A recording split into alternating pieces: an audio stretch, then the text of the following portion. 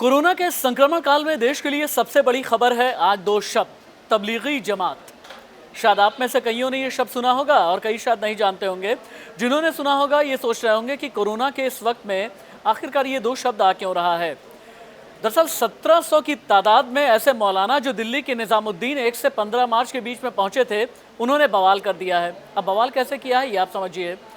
एक ऐसे वक्त में जबकि स्वास्थ्य मंत्रालय की तरफ से, केंद्र सरकार की तरफ से, स्थानीय प्रशासन की तरफ से, स्थानीय पुलिस की तरफ से ये कहा गया है कि अगर आपकी ट्रैवल हिस्ट्री है और अगर विदेश से आए हुए लोग हिंदुस्तान में पिछले कई दिनों से हैं, उन्हें क्वारंटीन नहीं किया गया, उन्हें आइसोलेट नहीं किया गया, उनके बारे में जानकारी नहीं है, तो फिर ऐसी जानकारी स्थानीय प्रशासन को मिलनी चाहिए।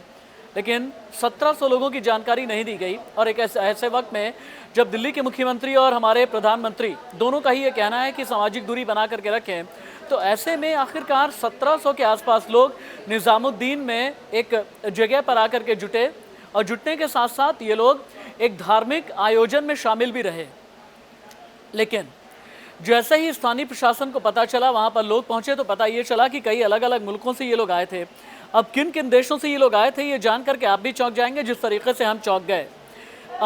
सऊदी अरब, इंग्लैंड, अफगानिस्तान, बांग्लादेश, श्रीलंका, चीन, मलेशिया, थाईलैंड, इंडोनेशिया, इन सभी देशों से आए हुए लोग थे और इनकी तादाद दिल्ली के स्वास्थ्य मंत्री सत्येंद्र जैन के मुताबिक लगभग 1700 के आसपास थी।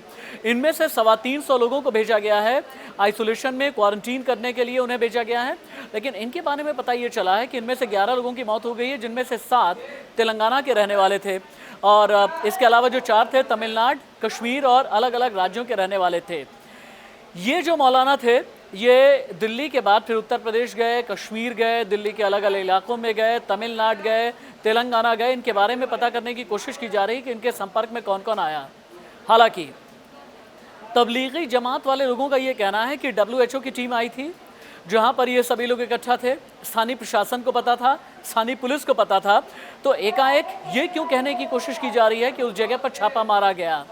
निजामुद्दीन एडमिनिस्ट्रेशन का ये कहना है कि हमें तो इस बारे में कोई जानकारी नहीं थी, क्योंकि एक छोटा सा दरवाज़ा था, दरवाजे की दूसरी तरफ लगभग 1500 से ज़्यादा की तादाद में लोग थे। बहुत बड़ा सवाल यह है कि निजामुद्दीन के एडमिनिस्ट्रेशन को इस बारे में जानकारी क्यों नहीं थी। लेकिन इन सब के अलावा पहला सवाल, ये जो 1700 लोग थे, या यूँ कहें कि जो ये मौलाना थे अलग अलग राज्यों में गए हैं, तो इनके संपर्क में कौन कौन आया, ये बहुत बड़ा सवाल है। इन लोगों को रोकने वाला कोई क्यों नहीं था, ये अगला बड़ा सवाल है। सामाजिक दूरी के इस वक्त में सोशल डिस्टेंसिंग इन्होंने मेंटेन क्यों नहीं की, ये अगला बड़ा सवाल है। और अलग अलग देशों से आए हुए ये जितने भी मौलाना थे अभी भी किन किन राज्यों में हैं, ये भी अगला सवाल है। और हाँ, दिल्ली के स्वास्थ्य मंत्री का ये कहना है कि इनमें से 24 लोग कोरोना पॉजिटिव पाए गए हैं, सभी की जांच अभी तक की नहीं गई है। इनके संपर्क में सोच करके देखिए कितने लोग आए होंगे। और एक ऐसे वक्त में जब ये कहा जा रहा है कि स्टेज 2 के आगे कोरोना के संक्रमण को बढ़ने नहीं दिया जाएगा, तो ऐसे में मौलानाओं का ये अधर्म क्यों ना कहा जाए कि देश के खिलाफ एक बड़ी साजिश है। हालांकि मुख्य मौलाना के खिलाफ FIR दर्ज की गई है, लेकिन क्या ये मान लिया जाए कि काफ़ी देर हो गई। अंदर की खबरों के लिए इन खबर लगातार आप देखते रहें। फिलहाल के लिए मुझे इजाज़त दीजिए।